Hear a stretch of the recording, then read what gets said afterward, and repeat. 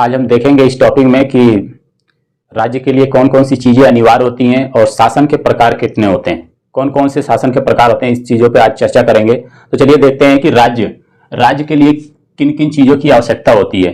तो राज्य के लिए यानी ये ध्यान दीजिएगा, हमेशा आप लोग को एक चीज कंफ्यूजन होगा कि राज्य संविधान में अगर राज्य की बात आएगी तो यहाँ राज्य किसी स्टेट से नहीं होगा, यहाँ पे जो भी बात होगी वो एक देश से बात होगी। संविधान में हमेशा राज्य का मतलब देश से होता है, किसी स्टेट से नहीं होता है। तो यानी कि एक राज्य का मतलब यानी देश के लिए किन किन चीजों की आवश्यकता होती है, क्या क्या चीज रहेंगी तो उसको हम देश कहेंगे। तो चलिए देखते हैं कि एक क्षेत्रफल होना चाहिए, एरिया होना चाहिए, और दूसरी चीज होती है जनसंख्या। उस देश में रहने के लिए लोग भी चाहिए, जनसंख्या होनी चाहिए अच्छी खासी।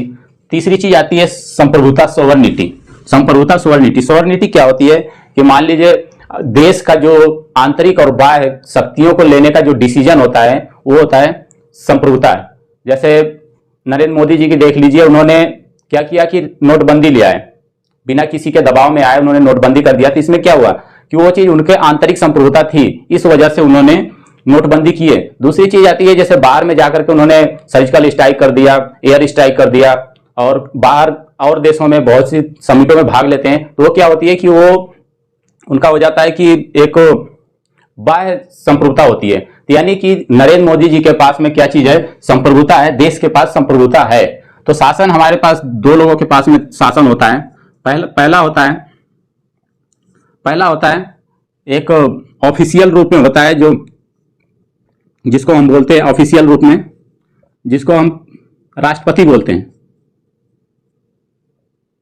राष्ट्रपति क्या होता है कि एक ऑफिशियल रूप में होता है, शासन करता है, उसका कोई ज्यादा खास रोल नहीं होता है, वो बस एक तरीके से ऑफिशियल रूप में बैठा रहता है, वो फॉर्मेलिटी के लिए रखा जाता है। दूसरा होता है रियल रूप में होता है, रियल रूप में होता है पीएम, प्रधानमंत्री होता है। अगर हमारे देश में अगर अच्छा काम हो रहा है तो नाम किसका होगा, प्रधानमंत्री का होगा, लेकिन अगर बुरा काम हो रहा है तो गाली भी प्रधानमंत्री सुनेगा। तो चलिए ये चीज होती है संप्रभुता, समझ में आ गया संप्रभुता क्या चीज होती है। अब हम देखते हैं, चलिए एक चीज देखते हैं कि क्या उत्तर प्रदेश एक देश है या दिल्ली एक देश है, कह सकते हैं। तो चलिए आइए देखते हैं कि वो देश है कि नहीं है। तो उत्तर प्रदेश के पास क्या चीज है, क्षेत्रफल है, जनसंख्या उसके पास में, जनसंख्या भी है उत्तर प्रदेश के पास में। तीसरी चीज है शासन, क्या शासन है उत्तर प्रदेश में। तो आप भी कहोगे क्या पागल वाली बात कर रहा है, शासन तो है ही है, योगी का शासन चल रहा है इस टाइम पे दबा के। तो चलिए देखिए शासन है। अब एक चीज बताइए कि क्या संप्रभुता है योगी के पास। तो इसका जवाब है नहीं है। क्यों? अगर उनके पास संप्रभुता होती तो जब नरेंद्र मोदी ने नोटबंदी लिया थे तो उस टाइम पे योगी जी क्या बोलते कि नहीं भैया हमारे यहां तो वही 100, 1000 और 500 के नोट चलेंगे, हमारे पास नोटबंदी की जरूरत नहीं है। यानी कि कुछ चीजों को ये स्टेट गवर्नमेंट जो होती है वो नहीं रोक सकती, कुछ डिसीजन को नहीं रोक सकती, उसके बाद आंतरिक शक्तियों को डिसीजन लेने का अधिकार नहीं होता है। इसी तरीके से होता है, ये होता है संप्रभुता, यानी कि वो उत्तर प्रदेश के पास में कोई संप्रभुता आंतरिक और बाह्य शक्तियों को लेने का अधिकार नहीं है। वो चीज होती है देश के पास में, जिसके पास में होती है राष्ट्रपति और प्रधानमंत्री के पास में होती है। तो हमेशा एक चीज सवाल पूछता है, कई बार पूछा जा चुका है कि देश में यानी भारत में संप्रभुता किसके पास में होती है। तो भारत में संप्रभुता जो होती है संसद के पास में होती है। किसके पास में? संसद के पास में होती है संप्रभुता। याद रखिएगा, कई बार ये क्वेश्चन पूछा जा चुका है कि भारत में संप्रभुता किसके पास होती है। तो भारत में संप्रभुता संसद के पास में होती है। ठीक है, तो चलिए अब देखते हैं हम लोग आगे, समझते हैं क्या चीज शासन। शासन क्या होता है? शासन की अगर हम बात करते हैं तो शासन दो तरीके का होता है।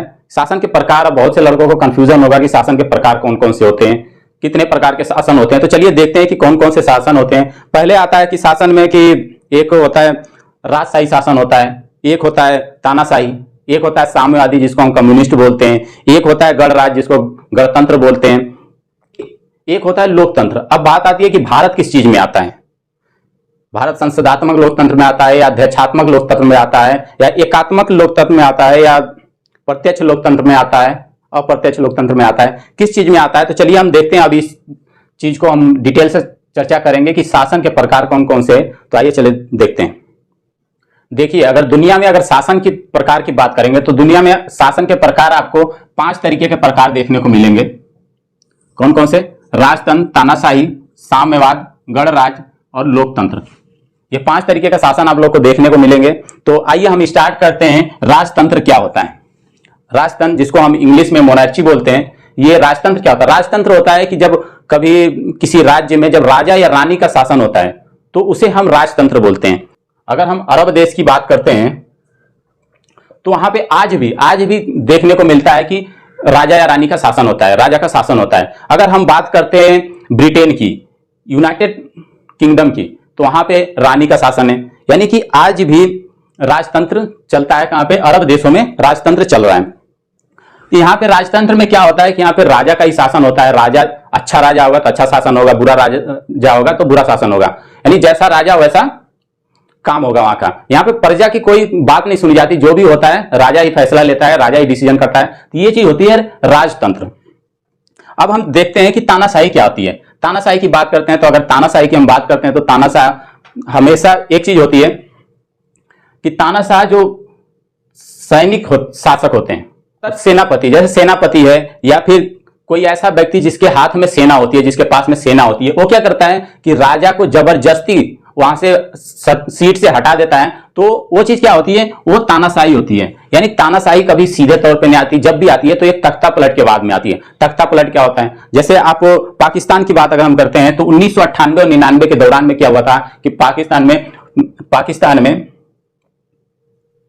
1998-99 के दौरान में 1998-99 के दौरान में क्या होता कि शासन था, नवाज शरीफ का शासन था 1998-99 में। और वहां के जो सैनिक थे, सेनापति थे, वो थे जनरल परवेज मुशर्रफ। उन्होंने क्या किया, अपनी सेना के साथ में क्या किया कि उन्हें जबरदस्ती हटा दिया था। तो उस टाइम पे क्या हुआ कि जब तानाशाह के तख्ता पलट हो गया तो पाकिस्तान का शासन चला गया था परवेज मुशर्रफ के पास में। तो परवेज मुशर्रफ वहां के कौन थे? हो गए सैनिक शासक हो गए पाकिस्तान के। अब हम बात करते हैं, जैसे पाकिस्तान को अगर हम देखते हैं तो क्या थे? तानाशाह था। अगर हम उत्तरी कोरिया की बात करते हैं, वो क्या था? वो तानाशाह थे। अगर हम इराक की बात करते हैं तो कि सद्दाम हुसैन कौन थे? तानाशाह थे। सीरिया के बशर अल असद कौन थे? तानाशाह थे। मिस्र के होस्नी मुबारक कौन थे? तानाशाह थे। अगर लीबिया की बात करेंगे तो लीबिया में मोहम्मद लदावी कौन थे? वो भी तानाशाह थे। यानी कि उत्तरी कोरिया में अरब अफ्रीका में क्या था कि तानाशाहियत बहुत ज्यादा बढ़ गया था। अरब अफ्रीका के क्षेत्रों में तानाशाह बहुत ज्यादा बढ़ गया था। इसका तानाशाह का नतीजा हमें 2011 में देखने को मिला कि उस समय क्या होता कि जो वहां का सैनिक हुआ करते थे, वो 2011 में बहुत ज्यादा लोगों के ऊपर में क्या करते थे? अत्याचार करते थे। उसका नतीजा क्या हुआ कि 2011 में एक ट्यूनीशिया में एक दुकानदार ने क्या किया कि अपने ऊपर पेट्रोल छिड़क करके आग लगा लिया। इससे क्या हुआ, जब आग लगा लिया तो वहां की जो जनता थी वो पूरी तरीके से पागल हो गई और तानाशाह के खिलाफ में बगावत कर दिया। इस बगावत को हम क्या बोलते हैं? अरब क्रांति के नाम से जानते हैं। किस नाम से जानते हैं? अरब क्रांति के नाम से। अरब क्रांति ना याद रखिएगा, अरब क्रांति के नाम से याद रखते हैं। एक होता है अरब स्प्रिंग, अरब स्प्रिंग। एक होता है अरब बसंत, अरब बसंत। ये अक्सर कई बार पूछा जा चुका है क्वेश्चन कि अरब बसंत या अरब क्रांति या फिर अरब स्प्रिंग की शुरुआत कहां से हुई थी? तो ये हमेशा याद रखिएगा, इसकी शुरुआत ट्यूनीशिया से हुई थी 2011 में। चलिए अब हम बात करते हैं कि साम्यवाद क्या होता है। साम्यवाद यानी कम्युनिस्ट। कम्युनिस्ट की अगर हम बात करते हैं तो इसमें क्या होता है कि जब कभी किसी खास लोगों के समूह के द्वारा या फिर किसी एक पार्टी के द्वारा, सिंगल पार्टी के द्वारा जब शासन किया जाता है तो उसको हम बोलते हैं कम्युनिस्ट। जैसे चाइना की बात करते हैं, अगर हम चाइना में देखते हैं तो चाइना में क्या चलता है? कम्युनिस्ट, जिस पार्टी का नाम है कम्युनिस्ट पार्टी ऑफ चाइना, जिसको हम बोलते हैं। तो वहां पे क्या होता है कि ये जो होता है, इसमें क्या होता है कि इसमें एक ही पार्टी होती है, इसके विपक्ष में कोई नहीं होता है, तो इसको बहुत ही ज्यादा रूढ़ माना जाता है। इसमें जनता की बातें ज्यादा नहीं सुनी जाती है। जो चाइना की संसद ने जो रूल बना दिया वही रूल सबके लिए होगा। यहां पे कोई किसी की बात नहीं सुनी जाएगी। इससे पहले था एक रसिया। इससे पहले रसिया था। रसिया में क्या था कि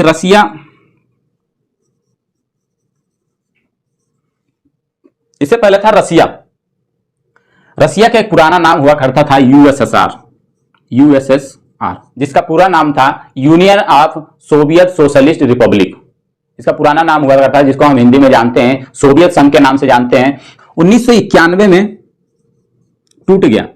सोवियत यूएसएसआर में 15 देश हुआ करते थे, ध्यान रखिएगा। यूएसएसआर में 15 देश आते थे, जो 1991 में टूट गया। जो टूटने के बाद में क्या हुआ, रसिया नाम का देश बन गया, एक जो रसिया नाम का देश बन गया। तो ये था साम्यवाद। अब हम बात करते हैं गणराज्य। गणराज्य किसे कहते हैं? गणराज्य में क्या होता है, जब कभी किसी एक देश के प्रमुख का चुनाव होता है, देश के प्रमुख, ध्यान दीजिएगा, देश के प्रमुख, देश के प्रमुख, यानी कि जब देश के प्रमुख का चुनाव होता है तो उसे हम गणराज्य बोलते हैं। और जब देश के शासन के प्रमुख, देश के शासन के प्रमुख का चुनाव होता है तो उसे हम लोकतंत्र बोलते हैं। अब हमारे देश के प्रमुख कौन है? देश के प्रमुख की अगर बात करेंगे तो हम राष्ट्रपति जो हैं वो देश के प्रमुख हैं। अगर हम देश के शासन की बात करेंगे तो देश के शासन के प्रमुख कौन है? वो होते हैं पीएम, प्रधानमंत्री होते हैं। यानी कि रियल रूप में अगर देखा जाएगा तो रियल रूप में प्रधानमंत्री होते हैं और ऑफिशियल रूप में राष्ट्रपति होते हैं। हमारे देश में चल रहा है कि भारत के देश का प्रमुख का चुनाव राष्ट्रपति का भी होता है और देश में शासन के प्रमुख का चुनाव पीएम का भी होता है। वो चीज होता है। अब हम पढ़ते हैं कि अपने भारत के संविधान की प्रस्तावना के बारे में पढ़ते हैं। संविधान की प्रस्तावना क्या कहती है? हम भारत के लोग भारत को एक संपूर्ण प्रभुत्व संपन्न समाजवादी पंथ निरपेक्ष लोकतंत्रात्मक गणराज्य बनाने के लिए, यानी भारत जो है लोकतंत्र भी है और गणराज्य भी है। प्रत्यक्ष रूप में लोकतंत्र है, अप्रत्यक्ष रूप में गणराज्य।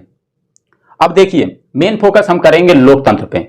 लोकतंत्र क्या होता है, इस चीज को हम अगली वीडियो में डिटेल से बताएंगे लोकतंत्र क्या है। तब तक के लिए चैनल को सब्सक्राइब कीजिए ताकि आपको लोकतंत्र के प्रकार के बारे में जानने को मिले कि लोकतंत्र में कितने प्रकार के होते हैं। लोकतंत्र, हमें भारत आता है तो भारत किस चीज में आता है? साम्यवाद में आता है, गणराज्य में आता है या लोकतंत्र में आता है? अगर लोकतंत्र में भी आता है तो किसमें? प्रत्यक्ष लोकतंत्र में आता है, अप्रत्यक्ष लोकतंत्र में आता है। ये सारी चीजों की जानकारी हम अगले वीडियो में देंगे। तब तक के लिए आप लोग चैनल को सब्सक्राइब कीजिए, बेल आइकन को प्रेस कीजिए ताकि आपको लोकतंत्र वाली वीडियो आपको तुरंत मिल जाए।